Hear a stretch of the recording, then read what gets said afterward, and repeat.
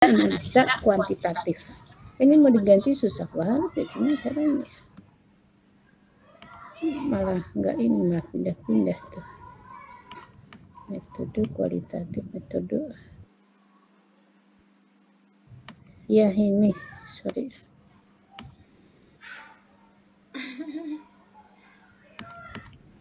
Oke, coba.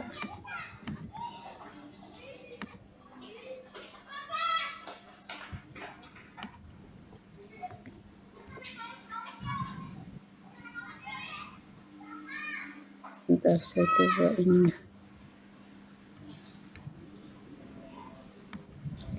Berantakan ya.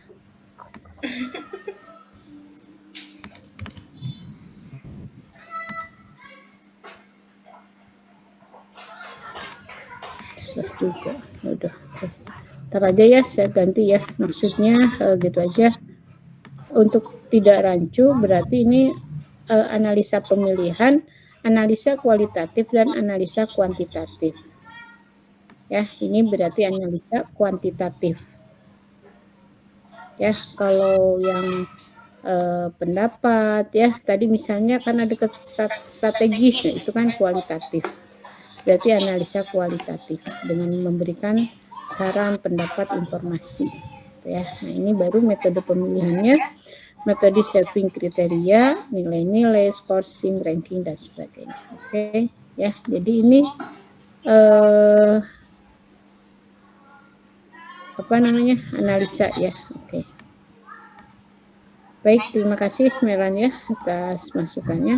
Ada yang ditanyakan lagi atau ada masukan lagi?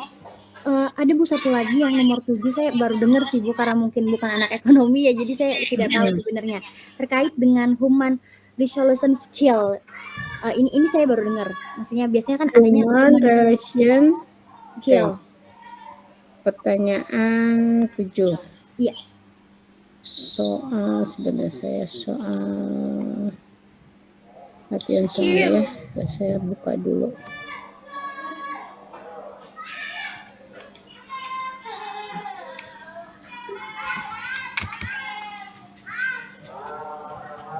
Nomor 17, nomor berapa?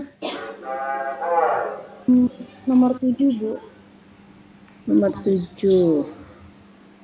Jelaskan bahwa peranan human relation. Oh iya, ini belum kita ajarkan ya, tapi ada di sini nih. Sebenarnya harusnya udah nyampe sih. Sebentar. Udah sebenarnya bisa diajarkan. Tadi ada yang hubungan, ada yang lupa nih. Nah, atau mau mana ya? Saya juga kelupaan ini, ada materi yang lupa ini. Ya, bisa Anda pelajari dulu.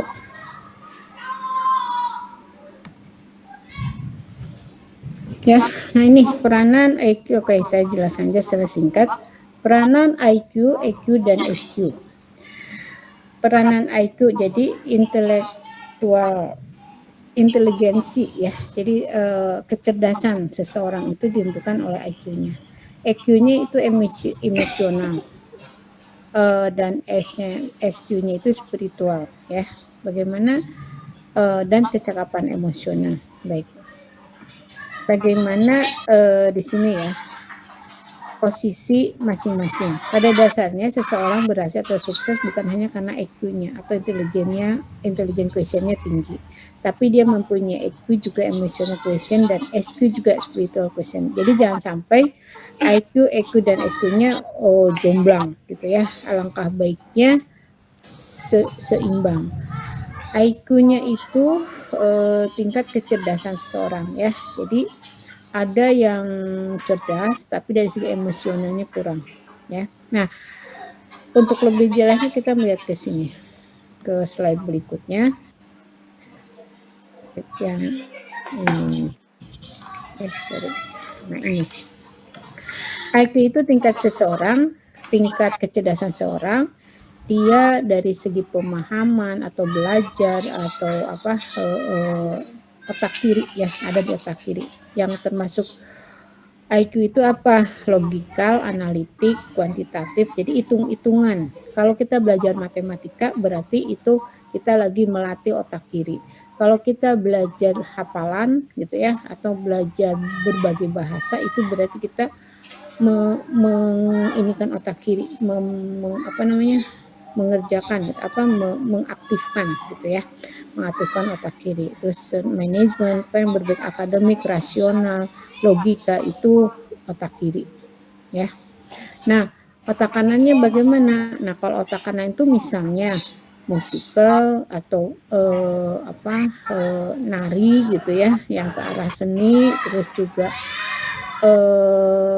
yang di bidang perasaan gitu ya, terus juga empati kayak gitu. Nah, terus juga yang cenderung kalau IQ itu cenderung ke logika atau ke otak kiri, kalau EQ-nya itu emosional itu ke arah otak kanan, dan artinya yang bekerja otak kanan ya, itu seni ya, atau kinestetik. Kinestetik apa? Kinestetik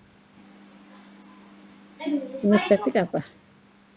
Biasanya kecantikan nggak, Bu? Bukan. Estetik gitu ya, estetik. Kinestetik dasarnya apa? Kinestetik, coba cari. Kinestetik contohnya apa? Orang yang belajar di sini ya itu cenderung mengasah otak kanan. Kalau belajar matematika, hafalan, atau ilmu pengetahuan berbagai macam gitu ya, atau fisika, kimia, atau macam-macam, atau ekonomi, atau publisistik gitu, itu arah ke mengasah otak kiri ya. Tapi kalau otak kanan itu cenderung misalnya gini, seseorang belajar musik, belajar nyanyi, belajar nari, atau belajar itu otak kanan yang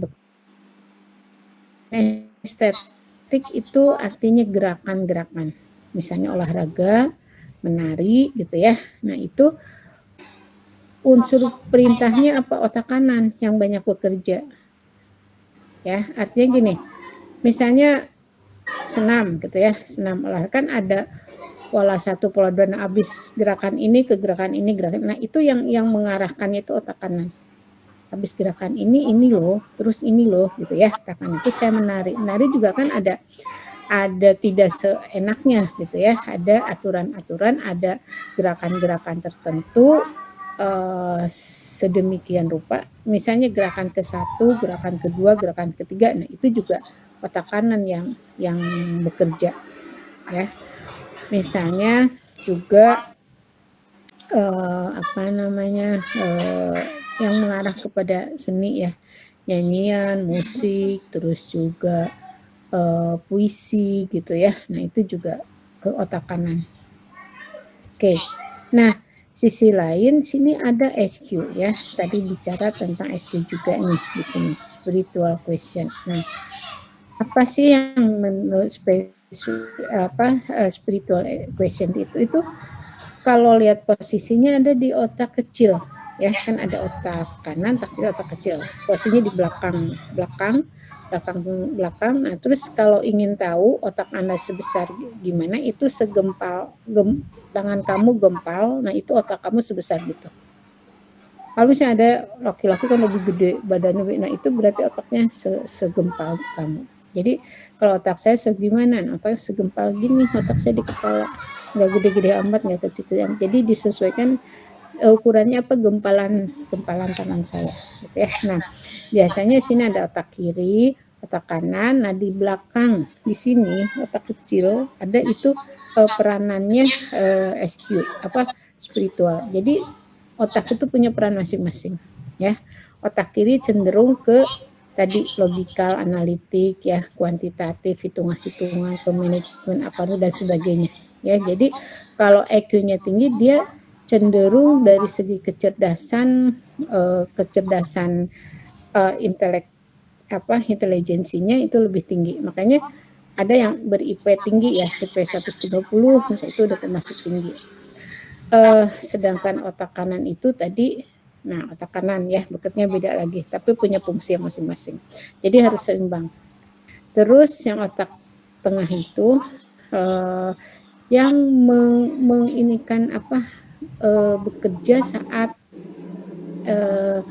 spiritual. Jadi misalnya dari segi kejujuran ya, terus juga bagaimana seseorang bisa lebih keimanannya tinggi gitu ya. Nah, itu otak kecil yang bekerja ya. Jadi jujur atau tidak nih gitu ya. Nah, itu kan yang menentukan atau yang mengarahkan adalah otak kecil tadi ya. Nah, seseorang yang biasanya melakukan kebaikan gitu ya. Nah, pas mau melakukan kejahatan itu akan bertentangan dengan hati nurani dan otak kanan tuh tidak akan memerintahkan ya, tidak akan memerintahkan untuk dilakukan.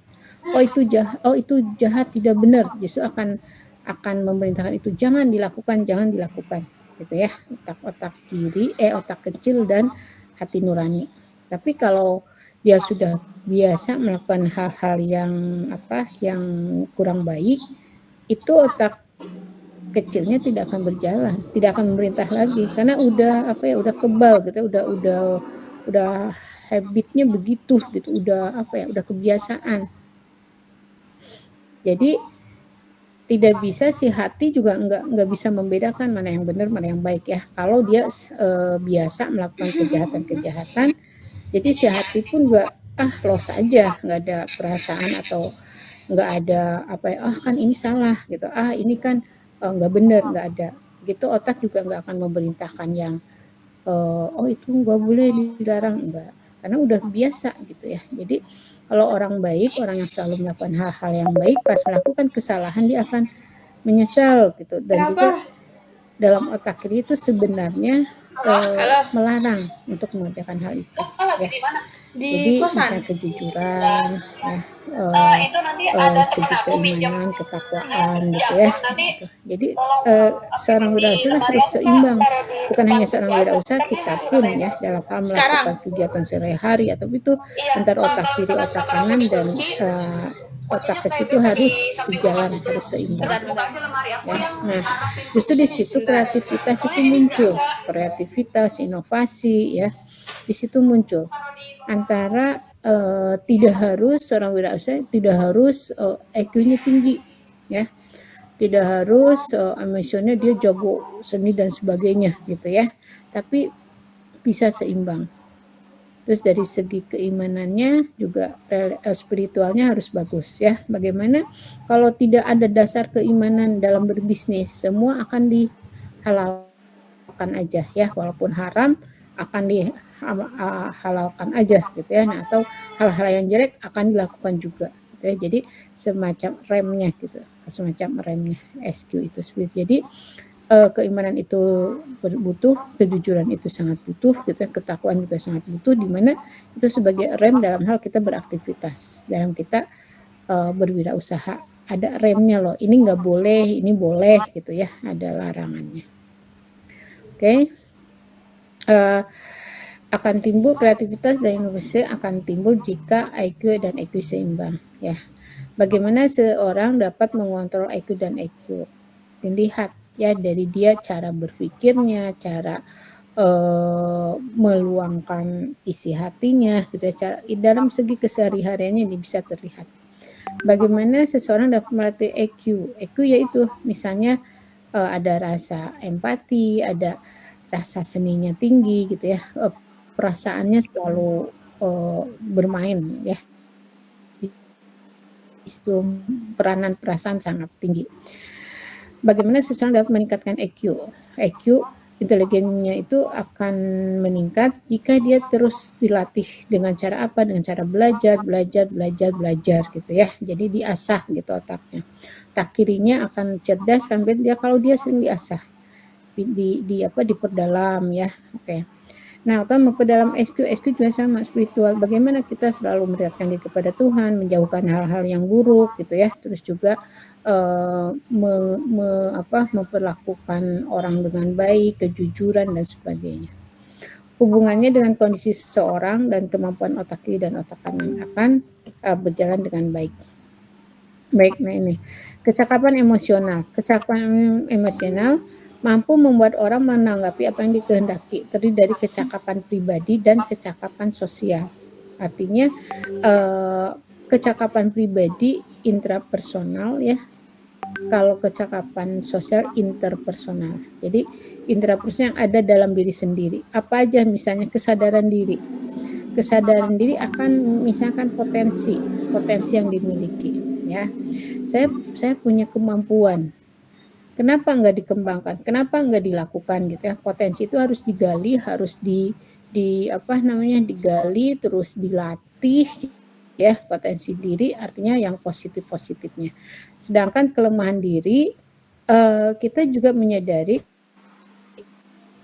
kelemahan diri kita misalnya plus gitu ya. Nah, bagaimana agar makan semua orang kan males nggak mau ngerjain apa-apa. Nah, itu harus kita hilangkan gitu ya. Nah, kelemahan harus minimalisasikan lah ya.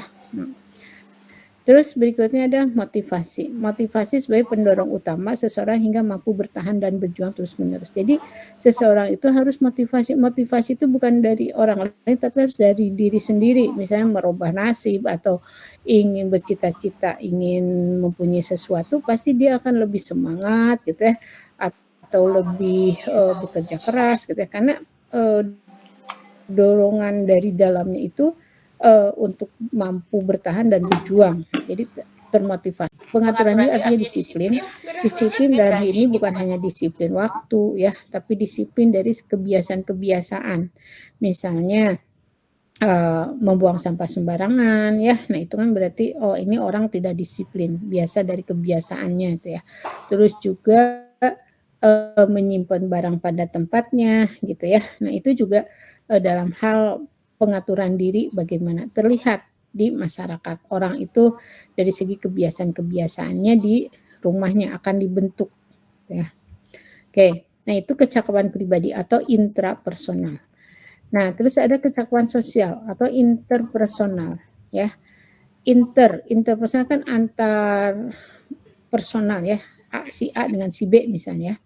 Kecakapan untuk menggugah atau tanggapan respon yang dikehendaki orang lain. Misalnya seseorang memerintah atau memberikan tugas. Nah, orang yang diperintahkan itu kan dengan respon yang baik, paham, mengerti, langsung mengerjakan gitu ya. Nah, itu ada hubungan dengan seseorang. Misalnya bagaimana dia berkomunikasinya ya, bagaimana dia melakukan negosiasi gitu ya. Nah, terus ada juga dasarnya apa? Empati dan etika. Empati, kenapa empati? Beda dengan simpati ya. Kalau simpati hanya merasa kasihan, tapi kalau empati itu seperti dia merasakannya sendiri. Bagaimana kalau saya ada di posisi dia gitu ya. Jadi bisa membantu, bisa memberikan sesuatu gitu ya, agar orang itu bisa bangun atau bisa artinya dengan adanya kita empati, kita merasakan bagaimana posisi kita seperti dia gitu ya, dan kita menolong gitu ya, menolong, tidak hanya ngomong aja atau simpati aja gitu ya. Terus juga etika, bagaimana kita beretika dengan norma-norma, dengan moral yang ada di masyarakat yang berlaku gitu ya. Nah, itu pun termasuk pada interpersonal. Oke. Nah, ini soft skill ya, extra personal skill. Ini pendapat wisdom ya, interpersonal skill dan intrapersonal skill. Jadi tadi pertanyaannya ke sini ya, ke arah ini ya. Oke, sebentar. Pertanyaannya nomor 7. Jelaskan bahwa peranan human relation skill sangat tinggi dalam berbirasa untuk melakukan pendekatan-pendekatan baik intrapersonal maupun human relation skill. Kita lihat human relation skill itu ada di mana? Nggak ada ya? Kok Oh, ada yang kelewat ini. Nah, artinya human relation skill ini hubungan baik dengan sesama manusia, gitu ya. Jadi masuk ke interpersonal dan intrapersonal. Kenapa masuk ke intrapersonal? Karena biasanya tadi kepribadian itu, keterampilan itu dibentuk oleh diri sendiri dan bagaimana diterapkan kepada orang lain. Artinya bagaimana berhubungan dengan orang lain, ya. Nah, itu sangat diperlukan dalam kita berwirausaha. Karena apa? Kita seorang wirausaha itu kan berhubungan dengan orang lain. Makanya kita harus punya skill. Misalnya tadi ya untuk intrapersonalnya, nah public speaking. Bagaimana bisa berbicara dengan skill keterampilan berbicara depan umum. Bagaimana communication skill ya, keterampilan atau kemampuan dia berkomunikasi. Terus juga ada negosiasi ya, bernegosiasi dalam hal berbisnis gitu ya, atau dalam hal bermitra gitu kan. Ini sangat diperlukan. Jadi human relationship ini bagaimana berhubungan dengan orang lain ya dalam berwirausaha. Jadi di sini seorang wirausaha tentunya tidak terbatas dia berhubungan dengan banyak orang ya, berhubungan dengan orang. Nah, bagaimana dia dari segi interpersonalnya dia harus punya motivation skill, leadership skill ya, kemampuan dalam hal memimpin, terus dalam hal bernegosiasi ya, mempresentasikan kemampuan dia dalam hal mempresentasikan misalnya perusahaannya ya, komunikasinya dan sebagainya. Juga bagaimana dia bisa self marketing skill, artinya menjual teknik menjual kemampuan dia bisa apa aja sih. Nah, teman di sini ya nanti kalau Anda diwawancara nih ya, biasanya kan Anda punya kemampuan apa. Nah, itu Anda sudah self marketing skill. Bagaimana Anda menyampaikan bisa mempengaruhi si pewawancara atau mempengaruhi orang lain dengan kemampuan yang Anda miliki dalam tanda kutip untuk menjual gitu ya, agar diterima atau agar gajinya besar gitu ya. Nah, kan harus meyakinkan ya, meyakinkan. Terus juga ada relationship building. Di sini membangun suatu hubungan yang baik gitu ya. Nah, itu juga sangat diperlukan. Oke, terus juga di sini. Nah, kalau intrapersonal, time management, memanage waktu itu sangat perlu ya. Kita harus dalam diri sendiri harus bisa mengatur waktu. Hubungannya tadi dengan disiplin. Terus stress management, mengelola stres. Seseorang pasti ngalamin stres ya, atau beban yang sangat berat atau tantangan yang berat gitu ya. Nah, bagaimana ada bukunya khusus ya, stress management, banyak kalau kita ke Gramedia misalnya atau kita buku online banyak tentang stress management. Di situ stress management tuh apa sih yang harus dikelola ya. Jadi bagaimana kita menghadapi suatu permasalahan, bagaimana kalau kita banyak masalah, terus biasanya kita prioritas apa nih, prioritas yang harus dikerjakan satu-satu, diurai gitu ya. Kesetresan kita penyebabnya harus diuraikan satu-satu ya. Terus change management itu bagaimana ada perubahan. Jadi tidak gitu-gitu aja, bisa bete, bisa bosan, bagaimana bisa kondisi merubah kondisi gitu ya, dan pokoknya terkait dengan perubahan atau ide yang ada dalam diri kita ya. Terus juga membangun kepercayaan, karakter, creative thinking proses ya. Ini udah kepada intrapersonal. Terus goal setting tujuan ya, kita harus punya tujuan hidup gitu. Terus training teknik kita punya pembelajaran yang terus sehingga kita mempunyai kemampuan yang diakui, gitu sih intinya. Ya, oke, nanti mungkin ini setelah UTS saya berikan materi ini ya. Jadi nanti saya tinggal dikirim aja lewat e-learning. Oke, ada pertanyaan? Dari saya sudah cukup, Bu. Terima kasih Bu atas jawabannya.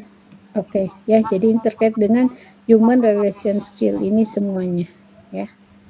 Kemampuan-kemampuan dalam berhubungan antar manusia gitu ya, antar bagaimana kita harus memiliki apa aja dalam hal interpersonal dan juga dalam hal intrapersonal.